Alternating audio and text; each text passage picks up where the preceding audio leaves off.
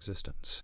It is one of the world's oldest and most complete systems of natural healing, containing great wisdom for all humanity that all of us should know. The present volume examines the psychological aspect of Ayurveda, which is probably the most important part of the system and the least understood.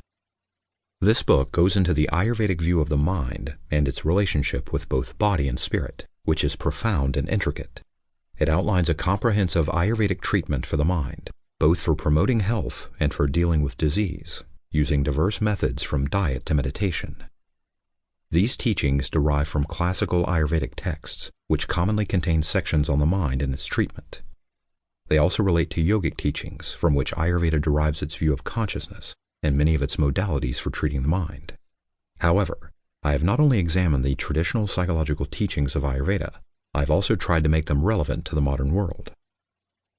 Ayurveda, as the science of life, is not a frozen science, but one that grows with the movement of life itself, of which it partakes. Plan of the book.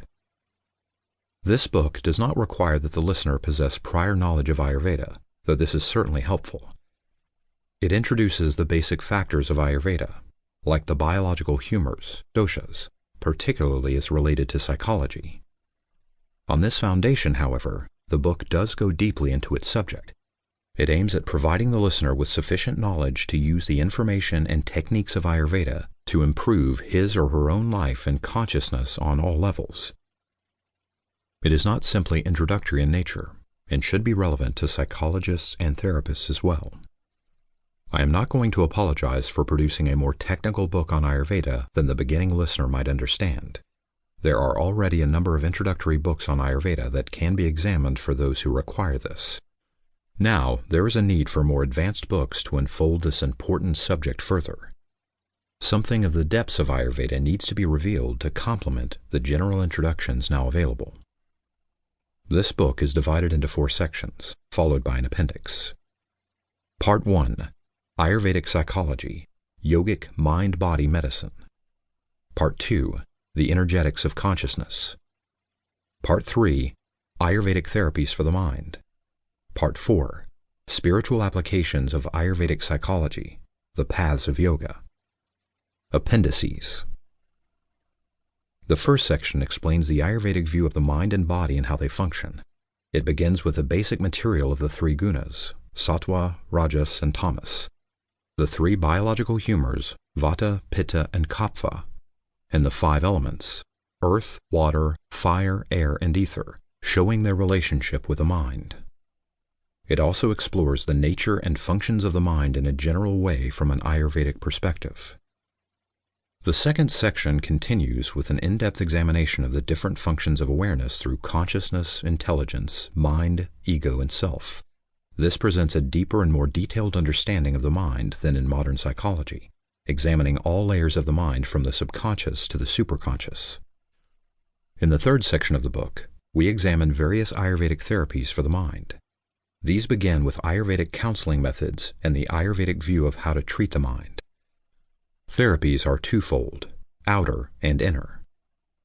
Outer therapies are linked with physical modalities like diet, herbs, and massage. Inner therapies work through impressions and consist mainly of color, aroma, and mantra therapies. The fourth section of the book deals with spiritual and yogic practices from an Ayurvedic and psychological perspective, and summarizes and integrates all the therapies given in the previous section. This allows us to use the wisdom of Ayurveda not only for physical and mental health, but also for spiritual growth. The appendix contains various tables on the functions of the mind and their correspondences. Footnotes, glossaries, bibliography, and index follow at the end.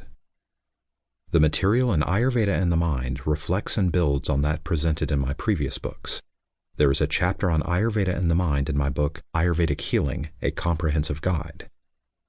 The nature of consciousness from a more spiritual and meditative perspective is examined in Beyond the Mind. The present volume falls in between these 2 books. It has points in common with Tantric Yoga and the Wisdom Goddesses, Spiritual Secrets of Ayurveda, which deals with the chakras and the energetics of the subtle body. The listener can look into these books for more information on the greater system of which this book is but a part. It is my wish that this book will stimulate more research.